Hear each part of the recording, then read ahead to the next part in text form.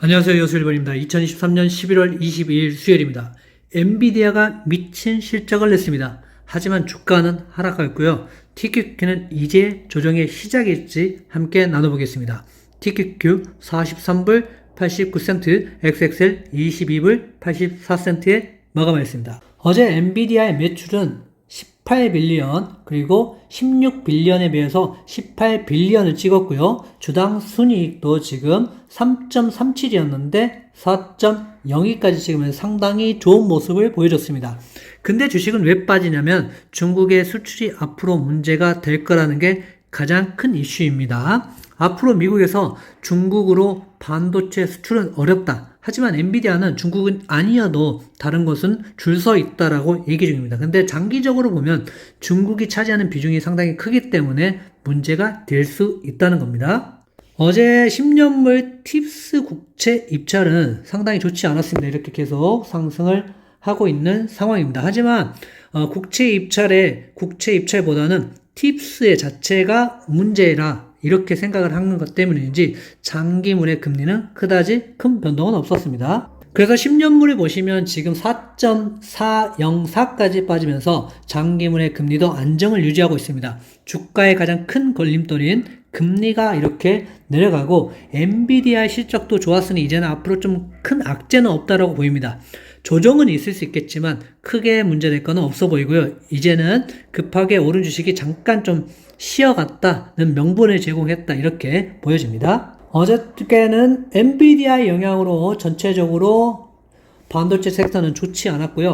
그리고 테슬라는 어제 상당히 좋았는데 그 이유는 인도에 전기차 수출하고 공장 설립도 2년 안에 가능하다 이런 뉴스들 때문에 상승한 듯 합니다. 피어앤그리드 인덱스를 보시면 지금 62까지 와 있습니다. 지금 17에서 시작했는데 64까지 와 있기 때문에 결국에는 극도의 탐욕 구간까지 간다면 그때는 여러분들이 조금 비중을 줄이셔야 된다.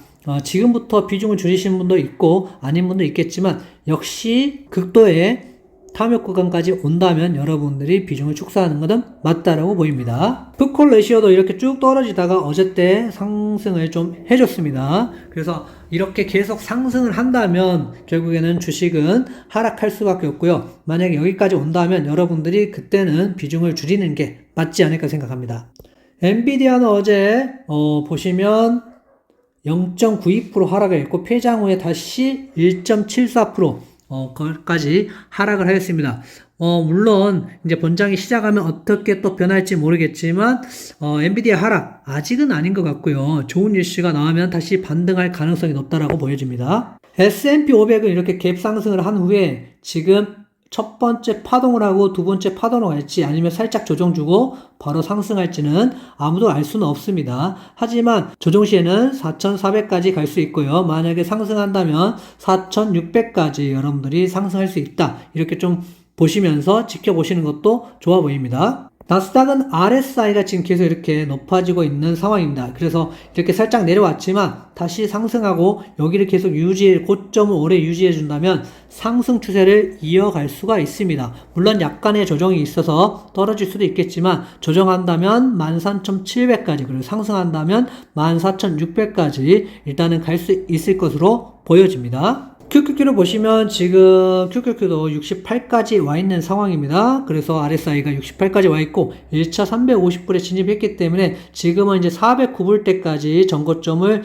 돌파하느냐 안 하느냐 이게 상당한 중요한 문제라고 보여요. 연말에는 아마 409불을 돌파하지 않을까 이렇게 혹시라도 조정이 오더라도 다시 올라가지 않을까 조심스럽게 예측해 봅니다. TQQQ를 보시면 지금 이렇게 계속 상승하면서 약간의 조정은 주지만 계속 상승 중입니다. 그래서 조만간 47불을 찍지 않을까 생각하는데 조정이 얼마나 세게 올지 아니면 조정이 오지 않고 갈지는 며칠을 좀 더 두고 보는 게 좋을 것 같습니다. 반도체는 전체적으로 지금 이렇게 많이 상승을 하고 약간의 되돌림을 하고 있는 상황인데요. 그렇게 크게 하락할 것 같지는 않아 보이지만 결국에는 시장 심리가 어떻게 변하느냐 그리고 급하게 상승했기 때문에 조정을 주고 가느냐 이 문제인 것 같습니다. 어제 반도체주가 전체적으로 하락하면서 XXL 같은 경우는 5%가량 하락을 했는데요.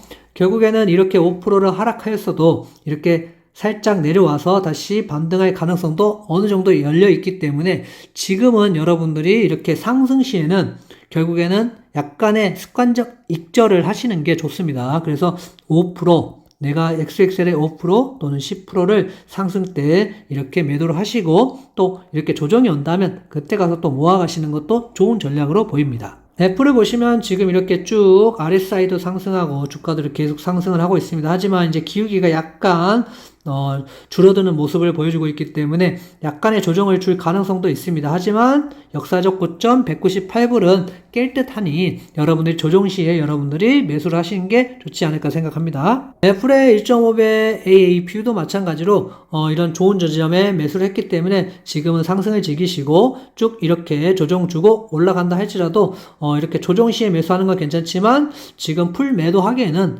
지금은 아닌 것 같습니다. 테슬라는 어제 인도에 전기차를 수출하고 2년 내에 공장 설립도 가능하다 뭐 이런 얘기들이 있으면서 상당히 좋은 모습을 보여줬습니다. 어제 만약 지수가 상승했다면 테슬라도 훨씬 더 많은 상승을 할 수 있었을 거라고 보여집니다. 일단은 250불을 돌파하느냐가 가장 중요해 보이기 때문에 250불 돌파 여부를 여러분들이 지켜보셨으면 좋겠습니다.